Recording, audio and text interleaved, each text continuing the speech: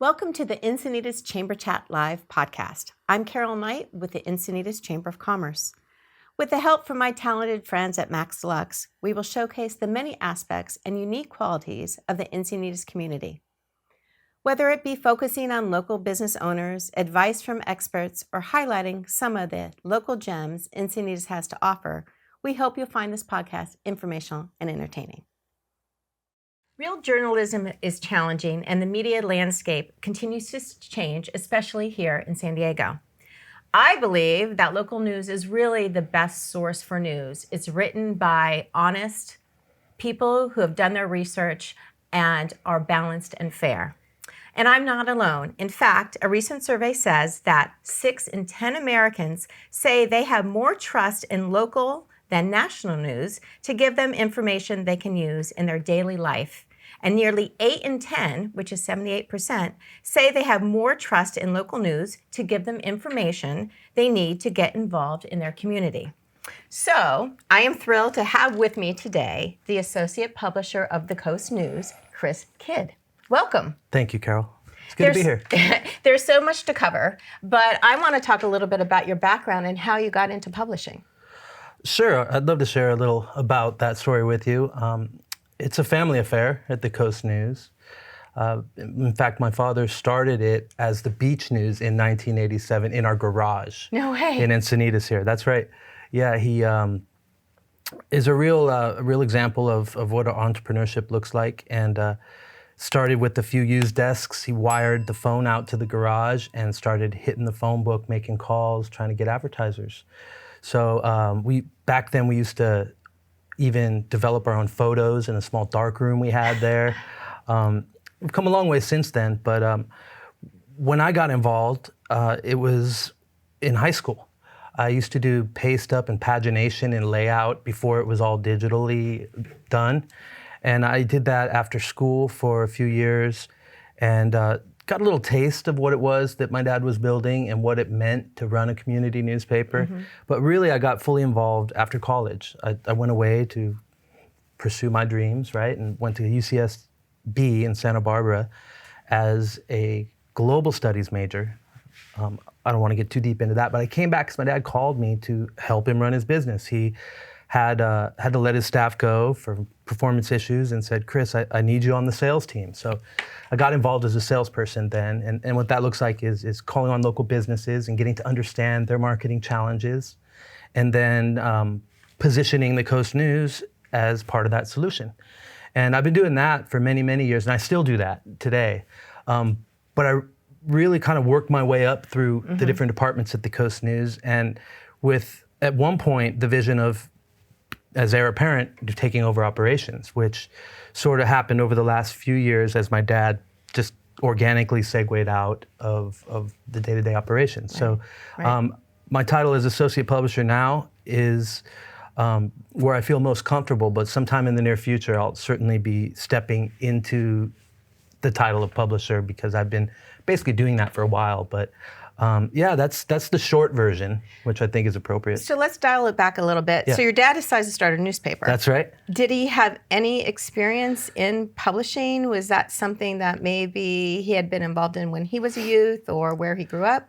Yeah, my dad's an amazing person. He has an MBA in business administration. He also has chemistry experience. But he did work with a partner on the East Coast. They had a little newspaper in a small town in Massachusetts, but that partnership went south. And he was out here chasing my mom after they got divorced, trying to be a good father and create some stability for me. Mm-hmm. And so he decided at one point, after working for a couple papers in this region, including what was the North County Times, among others, he decided he wasn't going to be able to grow fast enough through the ranks to earn to his full potential. And so he decided to start his own paper, which was the Beach News. This is 1987. It was a bold move. A lot of people said he couldn't do it, but that's the fuel a real entrepreneur needs to do it, right? And so he started the Coast News in 87. Right, and it's a tough business now. It was a tough business then. My dad also was in publishing. He worked for the Suncoast newspapers in Southwest Florida. So he did the Green Sheet, he did their local newspapers. He was constantly selling advertising and really reinventing the paper almost every couple of years. You need to, right, to stay relevant. Right. Yeah. So, I mean, what a vision. Yes, and I think the community, if they don't already, they need to appreciate the fact that he had that vision, that he understood the value of a strong local paper.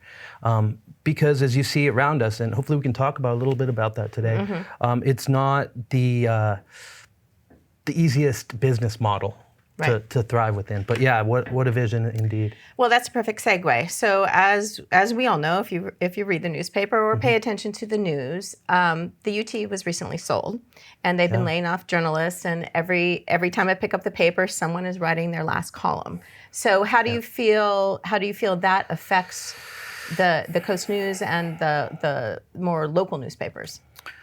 I appreciate the question, and obviously, as a news person, I'm saddened by the loss of another local voice. I think that in general, consolidation, the less voices we have, independent voices, the more I think we're at risk of misinformation. So how do I feel? I'm a little bummed. Not only do we appreciate healthy competition and know that we can't be the end all, but it's kind of almost like a little warning to us that we better get our act straight before we suffer the same fate. And I see partners of ours, just yesterday in fact, or the day before, one of our partners sold their publication to another group here in Southern California. See a lot of change in the air, and it concerns me. It almost makes me want to take a more conservative approach to as we move forward. But at the same time, I know that the landscape's changing faster than ever, so we're not taking that conservative route, actually. Hopefully we can make good out of it too, though, right? Maybe we'll be able to attract some talent that they let go, right? Particularly in the sales department, where we can find good people with good ethics that can go out and talk to local businesses with emotional intelligence, help identify their needs, and serve them something of value. Because that old-fashioned type of salesperson has been difficult for us to find in this marketplace. Right, I imagine. And another example is Santa Barbara, who went strictly online in the spring, shuttered last week or 2 weeks ago. Them being one of the longest established, the most long established newspapers in the country. I think is just another one of those sort of reminders that we need to sharpen our game and deliver more value for advertisers and the reader, and meet people where they are now. And that looks a lot of different ways, and maybe we'll have time to get into that today. But yeah, that was horrible news as well, and I don't think they'll be the last. All right, so with that being said, let's talk about some of the things that you're doing with, if that's sort of a red flag to you between the UT and Santa Barbara. You've recently done some collaborations with some local newspapers for content. Yeah, in general, content sharing is common, right? We have news wires and things like that serve up content for local papers on a subscription basis, but there's been some successful other news groups in the country that have just been pooling resources to have more aware feet on the street. For instance, like let's say we want to do a regional story, and there's a case in a city where we don't have direct beat coverage from our reporters. We can call on our partners and they can send someone down who knows their way around the land, and we can share that content. In other cases, we have really interesting and intriguing op-eds maybe that run in another publication. Why not, if we're scraping for content one week or a story doesn't come through, why not reach to our partners, draw some of their content into our papers? That's the basic nature of that, but behind that is also an advertising cross-selling partnership that underwrites this, and this is where the value is from a rev basis for us. We have only 2 sales reps, and that's myself and one other. And so since we can't find talent, we've had to think creatively about that. And one thing we're doing now is we have the ability to sell advertising into their papers and vice versa. So that we can leverage our relationships and sell ads into their papers where maybe our customer has a second location or where they want to target people in other communities.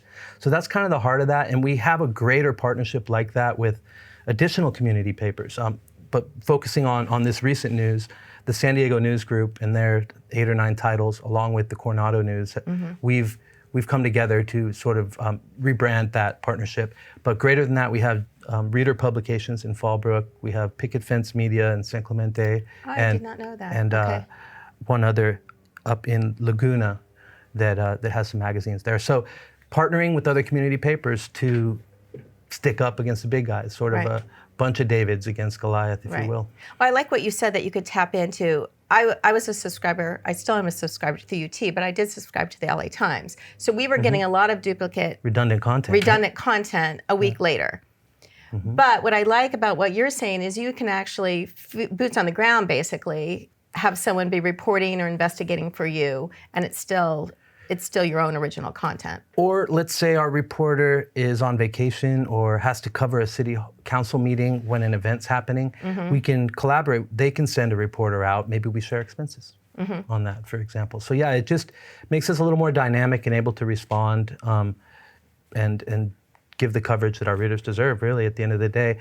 And we just want to put out the best paper possible. Right. You know, the most interesting read, because we want to drive value for our advertisers. And there's a little bit of push and pull internally, because our reporters want exclusive Coast News content, and our editor who oversees them wants that too. So he's never, I think, gonna, and forgive me, Jordan, for throwing you under the bus a little bit here, but he's never gonna prioritize someone else's content over our own, because we're paying for it, because they're our people. But I'm intending to work with them on that, because I just want to put out the best read possible that we can in the Coast News, and some of the regional content is just as relevant to our local readers. Right, and I agree. I mean, I comb through the Coast News for personal and, of course, business, being with the Chamber and the Visitor Center, to see what's going on. But I do appreciate those little more regional stories, what's going on in Coronado. Again, because we're the Visitor Center, they're not going to spend, visitors may not be spending, an entire week just in Encinitas, but so it's, for me, it's a resource for me to say, hey, the Coast News actually has a great article about the art show that's happening in Coronado, something like that. So yeah, and you can already pick up most of their content through our website. We have RSS feeds for our partners, but yeah, having that available has certainly brought value to all of our organizations within the network. And our long-term goal is to be able to attract advertisers in the aggregate that we wouldn't be able to do on our own by promoting larger numbers as a network.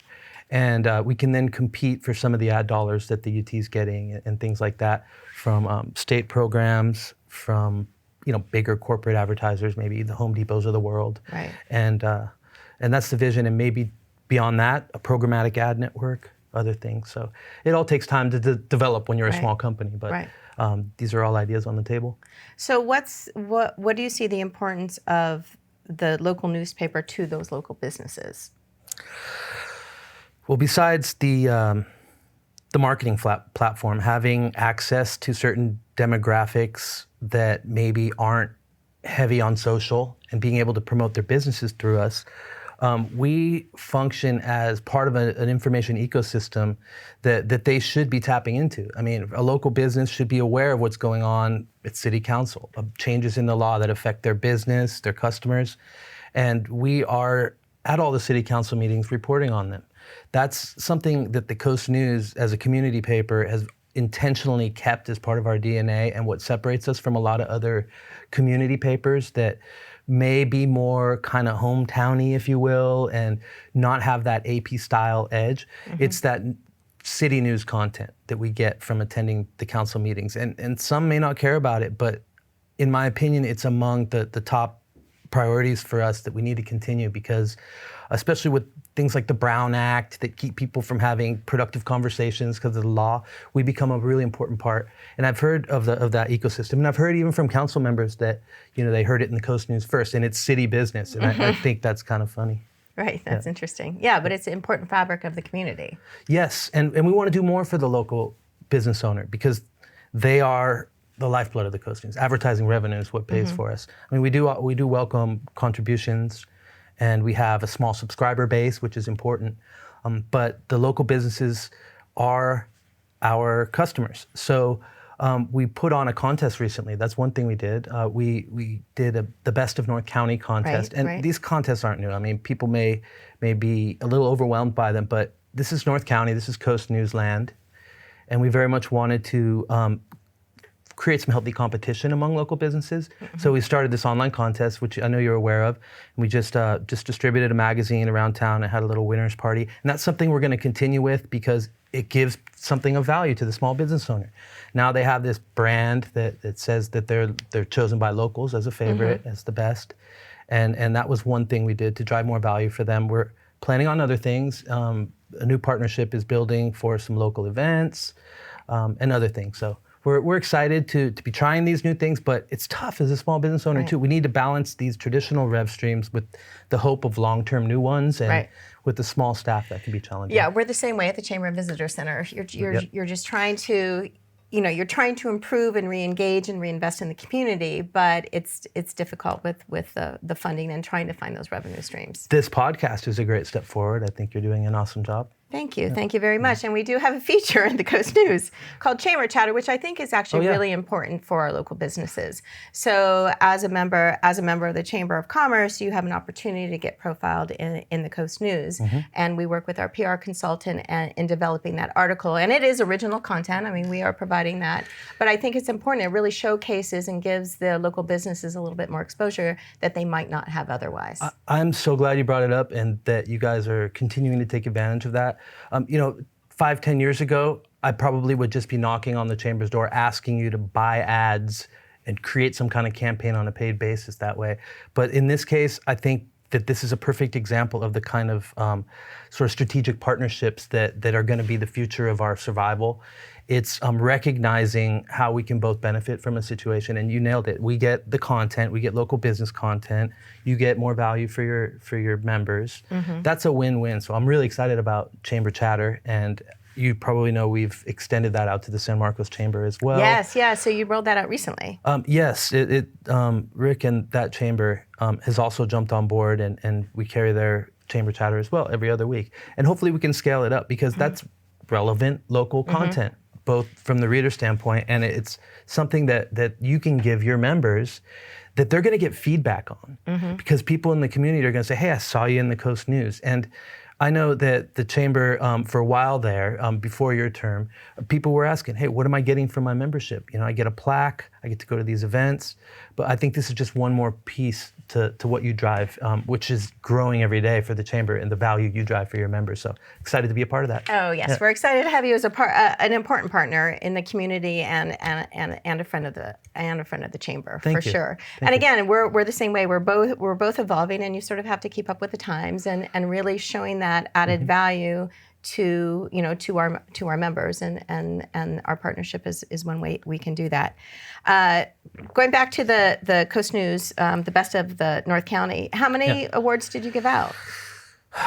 There were over 180 businesses that won awards. Some won multiple awards. After the nomination phase in January, February, we had over 250 businesses. No, actually there was, like 1,200 businesses nominated. We ended up moving forward, I think, over 200 categories to voting, subcategories rather. And we're probably gonna have to trim that down next year because with that comes, you live and learn. Yeah, just a lot of need to go out and meet with these businesses, tell them how the contest works and all that. But yeah, it was great. I think everyone who participated got value from it. And we had a nice party a couple weeks ago, and there was nothing but smiles and people having fun with their awards. And that was really a great moment when all the hard work paid off, from the project. But I hope the community embraces it, especially the business community, because I want that new brand we brought out into the market, the Best Of brand, to be really the mark of excellence for local businesses. And the contest is legit. It's not like we get to say who wins. We have a third party tabulating. There's rules and regulations to make sure you're not paying to play. Well, we offer voting tools, and that's the only thing that compromises it. We do sell, little subcategory sponsorships, ballot buttons, enhanced ballot buttons, and voting tools. But other than that, you're not asking for an ad in return. Well, after they've won, I'm following up saying, hey, let's do a humble brag in the newspaper and tell people that you were voted. But as far as the legitimacy of the voting, it's all there. Yeah, so. All right, I have to talk a little bit about AI. Oh, sure. And Chat GPT. Okay. and how that's affecting your editorial staff and just the content that's out there in general. What a conversation that is. I'm going to respect myself and not get too far into it because I have a lot to learn still on that front. And the industry is starting to host the conversations. But short term, when I first got my hands on the tool, I went in to see how eloquently it could write a piece for myself, just as an exercise, because I was about to assign it to another writer. And I was very impressed.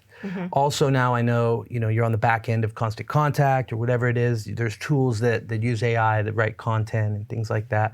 And so I'm seeing it closer to being deployed for our benefit or for increased efficiencies, but I haven't myself actually jumped in and done that yet. And I have a lot more to learn about it, but we will see. And I'm sure the writers are looking to see if we're going to be replacing them or how they're going to engage with the technology to put out better content. And I think that's the way we need to structure the conversation. It's not what is the threat of AI and how can we defend against it, in the newsroom, but how can we use it to put out better content? Yeah, I agree with you. I mean, I've been in this profession, PR and promotions and events, for 30-some years. And the fact that someone thinks they can write a press release now through AI just gets my heart beating a little too fast.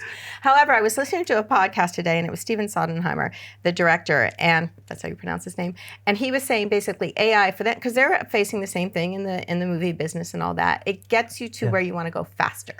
Right? It just gives you almost that outline, and then you can massage it and personalize it and customize it. It just gets you to the end faster, is how we put it. I'm like, well, I might be able to live a little bit with that. That was my experience too. Yeah. And for instance, I had to write some ad copy, and I just told it to write a generic version. I then asked it some more questions and asked it to sort of personalize it a little more. Then I called on the customer and got quotes, injected them in, added a little bit of my own style and human touch to it, and it probably cut the process in half. Interesting. Time-wise and money-wise, resource-wise. But I don't know. I don't personally see it ever cutting staff. I hate robots, so I won't let it happen in our business. That's how I feel. I go to the human in line at grocery stores. I think I've shared this with you before. I've never shopped on Amazon. Oh, I did not know that. And I think that goes right back to sort of the ethos of the Coast News and our customers and local are important. The importance of local businesses to us. By shopping there, I'm basically saying goodbye to Main Street. I choose to shop at local businesses whenever I can, and it's an inconvenience often, but I think it's really important. And I try to remind people that they vote with their dollar bills and to be conscious consumers and support local businesses they want to see there next year, because they won't be there if you don't. Right. And Amazon's going for them straight up. So I vote with my dollars and I don't shop there. Right. Well, you're preaching to the choir. Obviously, the Chamber of Commerce is here to support our small businesses, and as much as we can do through our Small Business Saturday, which is the Saturday after Thanksgiving, to featuring them in our local media and podcasts and having them host a Moonlight Mix, or just exposing them to the community at large. You guys do a great job too. Your team does. Oh, thank you. Thank you. What other questions do you have for me today, Carol? I don't know. What do you want to cover, Chris? I don't know. I came here because I really appreciate the Chamber. I know there's been some changes in our industry. There's a lot I could talk about, but I think I'll follow your lead. You've started a good conversation here. There's nothing that comes to mind now.